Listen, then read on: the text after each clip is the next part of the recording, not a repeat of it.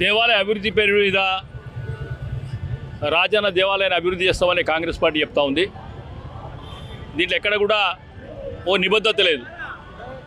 అసలు ఎన్ని కోట్లు ఈ దేవాలయం డెవలప్మెంట్కి శాంక్షన్ అయినాయి, అవి ఎక్కడ నిధులు వేసిండ్రు, ఏ అకౌంట్ ఉన్నాయి ఇక్కడ చెప్పడం లేదు.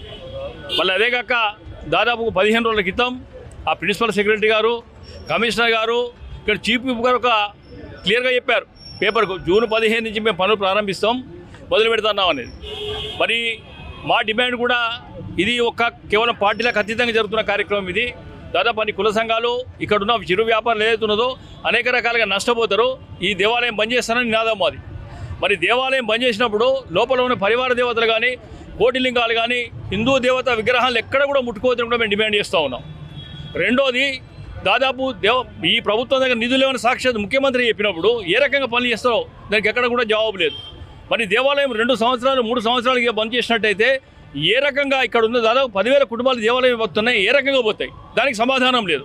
మరి నిజంగా కూడా భక్తులు, రాజన్న భక్తులు కోడను రాజన్న కడతారు, అభిషేకం రాజన్నకు చేస్తారు, అన్నపూజ రాజన్నకు చేస్తారు, కళ్యాణం రాజన్నకు చేస్తారు. మరి వీటన్ని పక్క తీసుకుపోయి పక్కకున్న భీమేశ్వరాలయం చేయాలంటే కూడా మరి ఎంతవరకు సమంజసం? అది సంస్కృతి మీద ఒక అటాకింగ్ కాదు, ఒకసారి ఆలోచన చేయాలి. మాస్టర్ మైండ్స్ కామర్స్ చదవాలనుకునే 10th ఇంటర్ విద్యార్థుల తొలి ఎంపిక. మరి రాజన్న భక్తుల మనోభావాలు దెబ్బతింటే ఒకసారి ఆలోచన చేయాలి.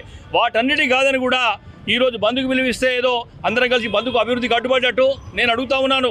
గత ప్రభుత్వం ఏదో 10 సంవత్సరాల అధికారం ఉన్నది, అంతకుముందు 60 సంవత్సరాలు రాజ్యం చేసింది కాంగ్రెస్ పార్టీ కాదా? ఈ దేవాలయం ఎప్పుడు పుట్టింది? 10 సంవత్సరాల కింద పుట్టింది. 60-70 సంవత్సరాల అధికారంలో ఉండి ఏం చేసిను? మరి అది చెప్పరు. ఇప్పుడు కేవలం వాళ్ళ నిధులు జేబులు నింపుకోవడానికి తప్పితే, వ్యక్తిగత ప్రతిష్ట కోసమే పనిచేస్తుంది తప్పితే నిజంగా కూడా రాజన్న భక్తుల మీద కూడా ఎక్కడ లేదు. ఇలా వాస్తు గురించి మాట్లాడుతూ ఉన్నారు. మన పూర్వీకులు ఎవరైతే ఉన్నారో వాళ్ళకు తెలివి లేదా, లేకుంటే వాస్తు వాళ్ళకు తెలియదా? ఒకటి సమాధానం చెప్పాలి. రెండోది, కోటిలింగాల ప్రాశస్త్యం లేదని చెప్తా ఉన్నారు. కోటిలింగాల ప్రాశస్త్యం ఏమున్నదో దేవాలయం చేసిన బుక్కులనే ఉన్నది. అది కోటిలింగాల ప్రాశస్త్యం ఏంది అనేది. మరి లోపల ఉన్న దేవతా విగ్రహాన్ని కూడా ఏ ఒక్క విగ్రహాన్ని ముట్టుకున్నా మాత్రం సహించేది లేదు. రెండోది, నిన్న కూడా యువకర్తలు మీటింగ్ పెట్టించారు. ఏ అధికారులు బలిపశం చేస్తారు? సాక్షాత్తు కమిషనరు, ప్రిన్సిపల్ సెక్రటరీ, ఇక్కడ విప్ గారు కలిసి కూర్చుని జూన్ 15 నుంచి బంద్ చేస్తా అని చెప్పారు. నిన్న యువగారు సమావేశం చెప్తా ఉన్నారు. మరి 15 నుంచి లేదు, ముందర పోతా ఉన్నది. అంటే ఇది బంద్ చేసేది గ్యారంటీ అనేది, దాని మీద క్లారిటీ లేదు. మరి ఏ అధికారి బలిపశం తెలుస్తుంది ప్రభుత్వం చెప్పాలి. ఈ ఉద్యమం ఏదైతే ఉన్నదో మాకు క్లారిటీ ఒకటి కావాలి. రాజన్నకు సంబంధించిన దేవాలయ నిధులు ముట్టాదు.